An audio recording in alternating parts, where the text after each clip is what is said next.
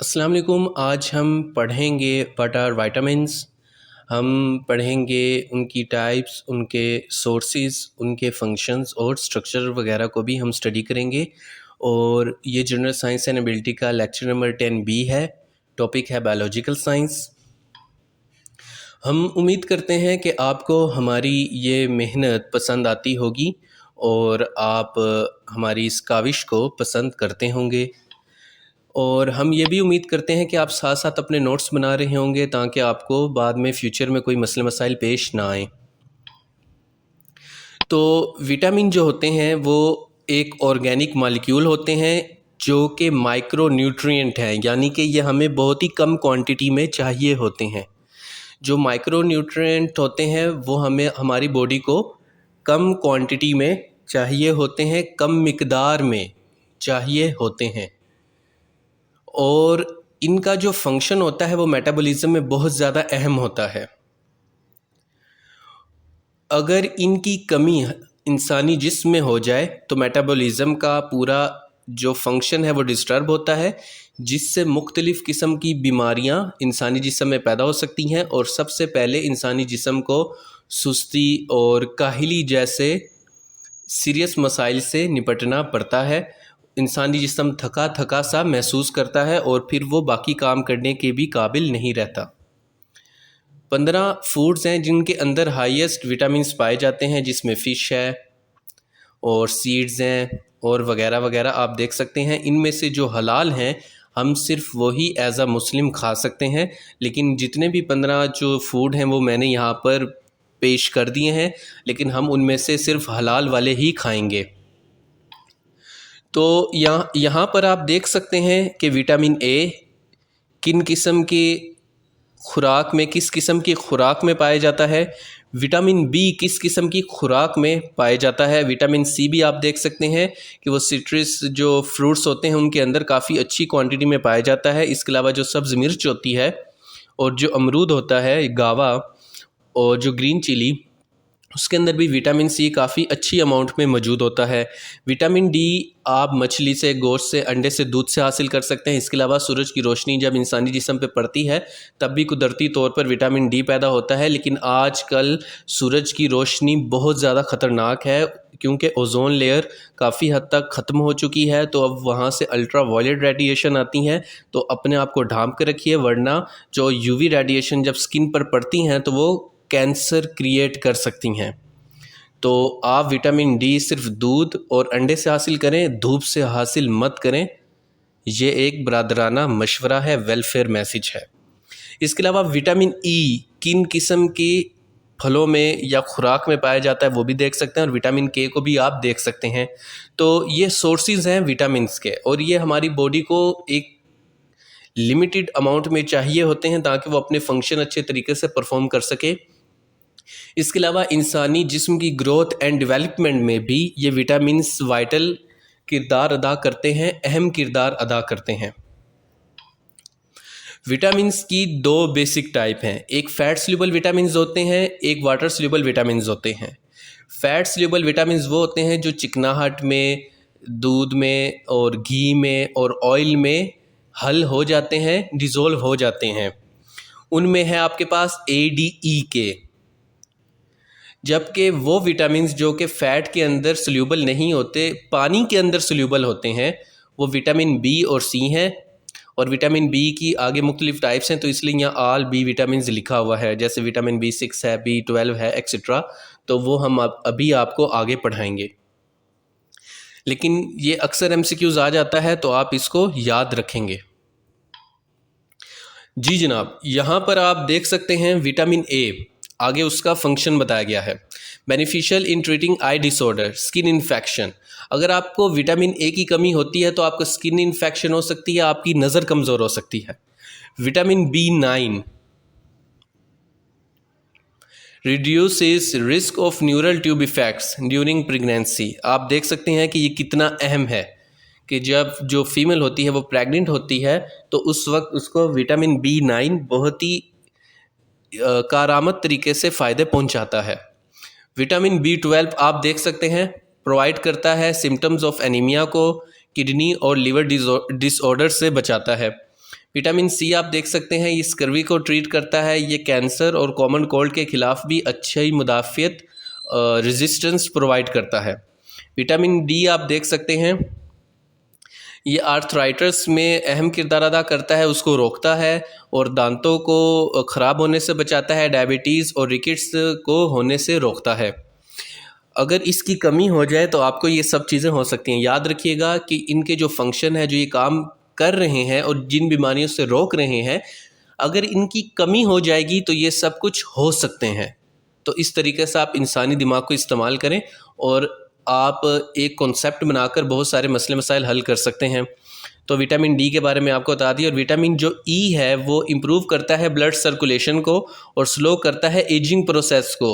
अगर आपकी बॉडी को जितना विटामिन ई चाहिए होता है उतना उसको मिलता रहे और साथ आप एक्सरसाइज करते रहें तो आप 40-45 साल के होने के बावजूद भी 31-32 ईयर्स के ही लगेंगे। ये ख़वातीन को बात बहुत ही ज़्यादा पसंद आएगी। फिर विटामिन के है, वो क्या करता है, रिस्क रिड्यूस कर देता है रिस्क को, आप यहाँ पर पढ़ सकते हैं। और जो इंटरनल ब्लीडिंग होता है उसको रोकता है। और जब भी हमें कोई खराश आती है तो जो ऊपर लेयर बनती है ब्लड की जो कोटिंग होती है उसके अंदर भी विटामिन के का ख़ास किरदार होता है।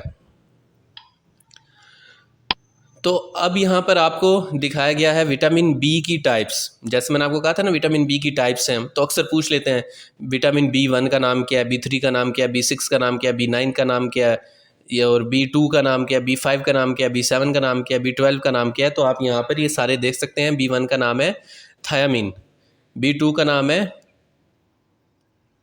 रिबोफ लाविन, B3 का नाम है नाइकिन, आप यहाँ पर देख सकते हैं। B9 का नाम है फोलिक एसिड, B7 का नाम है बायोटीन। आप यहाँ पर इनके नाम को नोट कर लीजिए, इसमें से MCQs आ सकते हैं। जैसे कि पूछा जाए B7 क्या है तो ऑप्शन में होगा बायोटीन, तो आप उसको टिक कर सकते हैं। या अगर कहें कि वो कौन सा विटामिन बी है जो कि बायोटीन होता है तो नीचे ऑप्शन में B7 पे टिक कर देना है। तो इस तरह से MCQs की आपकी तैयारी होती है। तो उम्मीद करता हूँ कि आपने इसको नोट कर लिया होगा और आप इसको अच्छे तरीके से याद कर लीजिएगा। और जब आप ये लेक्चर दूसरी तीसरी दफ़ा देखेंगे और साथ आपके पास अपने नोट्स होंगे तो आपको आपकी मेहनत 50% रिड्यूस हो जाएगी, क्योंकि आपने पहले पढ़ा होगा, नोट्स बनाए होंगे, फिर आप सिर्फ लेक्चर देख रहे होंगे और वीडियो को पॉज करके नोट्स को रिवाइज कर लेंगे, आपका काम हो जाएगा। जी जनाब, विटामिन ए ये फैट सल्यूबल है, ये इम्पोर्टेंट है ग्रोथ के लिए, डेवलपमेंट के लिए, विजन के लिए, मतलब कि जो हम देखते हैं स्किन के लिए, टीथ के लिए, बोन्स के लिए। विटामिन B1 में जैसे मैंने कहा था बी और सी वाटर सल्यूबल हैं, तो बी से सी तक सारे वाटर ही होंगे। तो मैं सीधा उनके रोल की तरफ चला जाऊँगा। Vitamin B1 metabolism of energy और जो नर्व फंक्शनिंग है उसमें काम करता है। नर्व फंक्शनिंग क्या है, जो भी मैं बोल रहा हूँ और मैं भी बोल रहा हूँ और साथ स्क्रीन को देख रहा हूँ और बोल रहा हूँ और लेक्चर रिकॉर्ड कर रहा हूँ, तो ये सारा कुछ कोऑर्डिनेट कर रहा है मेरा दिमाग, मेरा माइंड, और वो नर्व इम्पल्सिस की मदद से सारा कुछ कर रहा है। और विटामिन B1 उसमें अपना किरदार अदा करता है। विटामिन B2 आप देख सकते हैं ये सेलुलर रेस्पायरेशन में किरदार अदा करता है। जो अभी मैं लेक्चर दे रहा हूँ, बोल रहा हूँ और आप लेक्चर सुन रहे हैं, उसमें जो कुव्वत, तवानाई, एनर्जी इस्तेमाल हो रही है वो सेलुलर रेस्पायरेशन से ही आती है। तो आप देख सकते हैं विटामिन B2 कितना इम्पोर्टेंट है। विटामिन B9 इसे फोलिक एसिड कहते हैं, ये एनीमिया को ट्रीट करता है और इसकी कमी की वजह से एनीमिया होता है। और ये प्रेगनेंसी के दौरान जो होता है न्यूरल ट्यूब डिफेक्ट होता है उसको भी ठीक करता है। विटामिन B12 ये आप इसके फंक्शन को देखेंगे तो आप कहेंगे सुभान अल्लाह, सुभान तेरी कुदरत। तो ये फंक्शनिंग करता है ब्रेन की, नर्व सिस्टम की, और फॉर्मेशन करता है रेड ब्लड सेल की। इन दोनों के अलावा हम ज़िंदा नहीं रह सकते। वैसे तो इंसानी जिस्म अल्लाह ताला ने इस तरह बनाया है कि अगर कोई एक फंक्शन भी डिस्टर्ब हो जाए तो पूरी बॉडी पर उसका इफ़ेक्ट पड़ता है। लेकिन अगर हमारा दिमाग ही ठीक तरीके से इस्तेमाल हम नहीं कर पाते तो हम अपनी ज़िंदगी में ना ही तरक्की हासिल कर सकते हैं, ना ग्रोथ एंड डेवलपमेंट हो सकती है, बल्कि हम कुछ भी नहीं कर सकते। और रेड ब्लड सेल क्या करते हैं, वो पूरे जिस्म के अंदर एक एक खुलिये को ऑक्सीजन पहुंचाते हैं और अगर उनको ऑक्सीजन नहीं पहुंचेगी तो सेलुलर रेस्पिरेशन का प्रोसेस ठीक तरीके से नहीं होगा और हमारे जिस्म में तवानाई नहीं बनेगी, एनर्जी नहीं बनेगी। अगर आपने सेलुलर रेस्पिरेशन और फोटोसिंथेसिस वाला लेक्चर नहीं देखा तो आप काइंडली वो देख लें और आपको ये बातें और अच्छे तरीके से समझ आ जाएंगी। तो आप हमारे चैनल में और बायोलॉजी की प्लेलिस्ट में जाकर उसको देख सकते हैं। तो आप देख सकते हैं कि विटामिन B12 हम कितना अहम है। फिर विटामिन C है, ये स्कर्वी और इम्यून सिस्टम में किरदार अदा करता है, स्कर्वी को रोकता है, इम्यून सिस्टम को इंक्रीज़ करता है। विटामिन D और अब K तक फैट सोल्यूबल होंगे। तो विटामिन डी क्या है, ये कैल्शियम को एब्जॉर्व करता है और हड्डियों को मजबूत करता है। ये इसके अलावा मैग्नीशियम, फास्फेट और जिंक को भी अच्छे तरीके से स्टोर करता है, जो कि इंपॉर्टेंट मिनरल्स हैं जिनका हमारे जिस्म के अंदर अहम किरदार है। वो अगले लेक्चर में आप मिनरल्स वाले लेक्चर में पढ़ सकेंगे। हम आपको वहाँ पर उसकी फंक्शंस वगैरह अच्छे तरीके से तरतीब से पढ़ाएंगे। फिर आपके पास है विटामिन ई, ये मेंटेन करता है सेल मेम्ब्रेन्स को और एंटीऑक्सीडेंट है। एंटीऑक्सीडेंट का मतलब ये होता है कि जब हमारे जिस्म के अंदर मुख्तलिफ केमिकल रिएक्शंस होते हैं तो उन केमिकल रिएक्शंस के बाई प्रोडक्ट्स बन सकते हैं या फिर कोई ऐसी चीज़ जिस्म में दाखिल हो सकती है जो कि पॉइजन का किरदार अदा रखती है, या हमारे जिस्म में होने वाले रिएक्शन की वजह से कोई जहर बन जाता है या फिर बाहर से कोई जहरीला मादा आ जाता है। तो एंटीऑक्सीडेंट उसको ख़त्म करते हैं, उसको किल करते हैं, उसको निस्तो नाबूद करते हैं, तबाह बर्बाद करते हैं, दबरदूस करते हैं। अब उम्मीद करता हूँ कि आपको समझ आ गया होगा। फिर विटामिन के है हमारे पास, ये भी फैट सोल्यूबल है और ये ब्लड क्लॉटिंग में अपना अहम किरदार अदा करता है। अगर आप लोगों ने इस टेबल को अच्छे तरीके से अपने रजिस्टर पर बना लिया, नोट कर लिया, याद कर लिया, तो आपके बहुत सारे MCQs, बहुत सारे क्वेश्चंस हल हो चुके हैं। और इसके अलावा आप अपने दोस्तों यारों में भी फ्लैक्स मार सकते हैं, यार विटामिन B12 ये काम करता है, C ये काम करता है। समझदार हैं आप। फिर food items rich in various vitamins, watermelon है, मैंगो है आपके पास, फिर मिल्क है, एग है, फ़िश है। तो आप देख सकते हैं कि ये तमाम रिच होते हैं विटामिन्स में।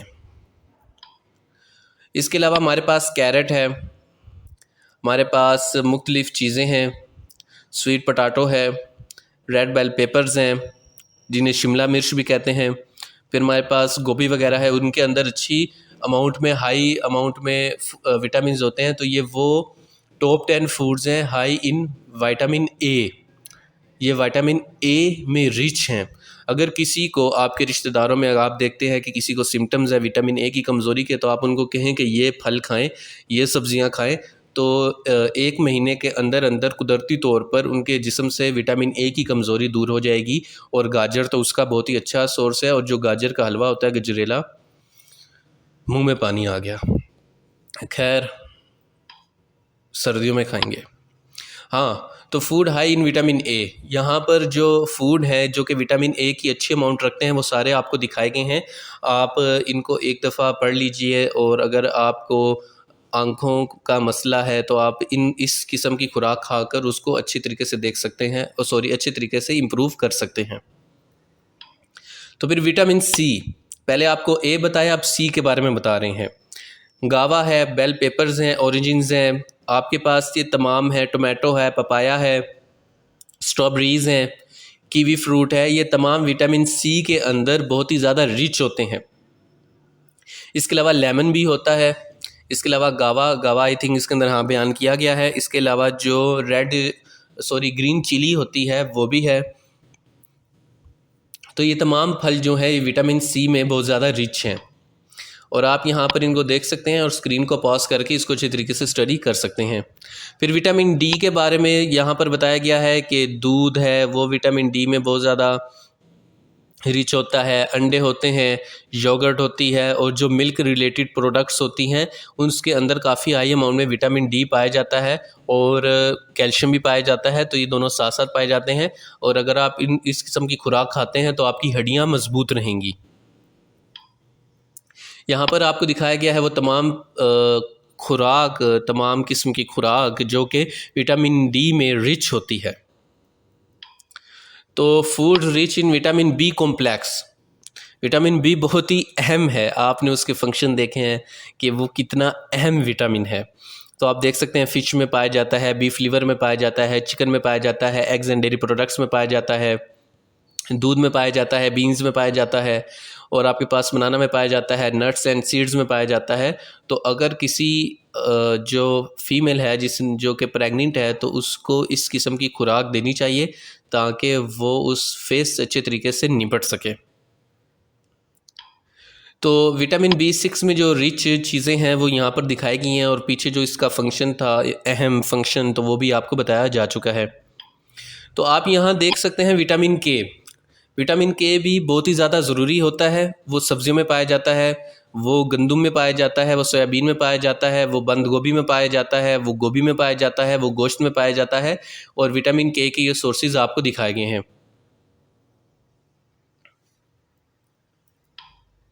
तो विटामिन के सोर्सेज आपको दिखाए गए हैं। ये ग्रीन सब्जियों में पाया जाता है और उनमें आयरन भी पाया जाता है। आयरन एक मिनरल है, वो अगले लेक्चर में आपको बताया जाएगा, तो आप यहाँ पर देख सकते हैं।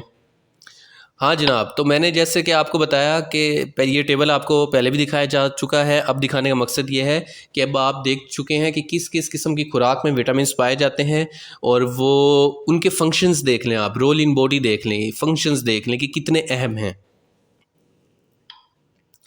यहाँ पर फिर से आपको दिखाया गया है कि उसकी डेफिशिएंसी जो है वो कौन सी बीमारियाँ पैदा करती है। विटामिन ए की जो कमी है वो नाइट ब्लाइंडनेस पैदा करती है। ये एमसीक्यूज आ सकते हैं। इसके अलावा आपसे शॉर्ट क्वेश्चन के तौर पर पूछा जा सकता है, 4 नंबर का या 5 नंबर का सीएसएस में सवाल आ सकता है, और पीएमएस में और पीपीएससी एफपीएससी में एमसीक्यूज आ सकते हैं। तो आप देख सकते हैं कि किस विटामिन की कमी से कौन सी बीमारी इंसानी जिस्म में पैदा हो सकती है। मैं उम्मीद करता हूं कि आप वीडियो को पॉज करके इस टेबल को नोट कर लेंगे। तो आप देख सकते हैं कि अगर डेफिशिएंसी हो तो उसके सिम्टम्स क्या है। नाइट ब्लाइंडनेस के सिम्टम्स क्या होते हैं? पुअर विजन होता है, loss of vision in darkness होता है, और स्कर्वी का क्या होता है? ब्लीडिंग गम्स होते हैं। रिकेट्स आप देख सकते हैं कि बैंड बोन्स होती हैं। तो जो अब डेफिशिएंसी डिजीज़ हैं, जो मैंने आपको बताया था कि डिजीज़ पैदा होती हैं, उनके जो सिम्टम्स होते हैं वो यहाँ पर आपको दिखाए गए हैं।